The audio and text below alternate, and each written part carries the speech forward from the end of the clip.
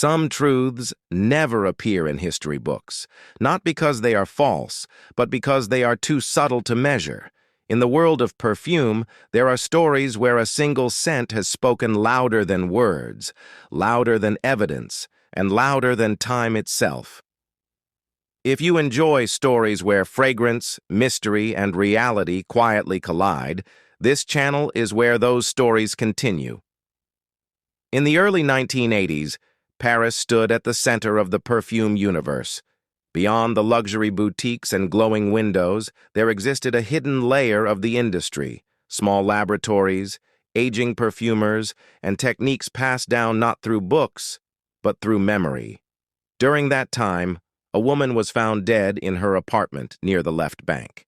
There were no signs of struggle, no forced entry, no fingerprints, and no visible weapon. Investigators faced silence. The room felt untouched, almost intentionally clean. Yet something remained behind, impossible to erase.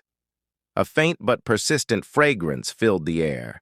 It wasn't loud or modern. It was warm, dry, slightly smoky, carrying traces of amber, leather, and thyme. At first, it meant nothing.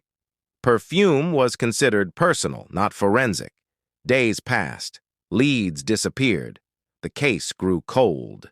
Then one young officer noticed that the scent never faded. He made a choice no one else had considered. Instead of sending samples to a lab, he contacted a retired French perfumer named Jean-Louis Moreau. Jean-Louis had spent over 40 years training his nose before machines took over the industry. When he entered the apartment, he didn't touch a single object. He stood still, closed his eyes, and breathed slowly. After a long silence, he said something unexpected. The fragrance was not commercial. It wasn't even complete. According to him, it was a private blend, unfinished, carrying human inconsistency. He explained that every perfumer leaves behind unconscious signatures, how warm their hands are, how long they hold resins, how their skin alters oils during blending. This scent revealed a habit, someone who worked directly on skin, someone experienced, someone careless in confidence. The police narrowed their search to a small circle of private perfumers in Paris. One name stood out: quiet, respected, invisible. When they searched his studio, the raw materials matched, the balance matched, even the slight imperfection matched. The man denied everything. He believed scent could never betray him. But Jean-Louis recognized it instantly, not as chemistry, but as identity. In court, the fragrance was not presented as a formula, but as behavior repeated over time. The man was convicted, and the case quietly changed how scent was understood. It proved that fragrance is not just something you wear. It is something you leave behind. It carries memory, intention, and presence.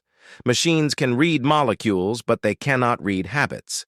They cannot read the human behind the scent. Some knowledge fades. Some survives only through people who learned it before it vanished. If stories like this fascinate you and you want to keep exploring the hidden truths behind fragrance, stay connected here. There are many more stories where scent speaks when everything else falls silent.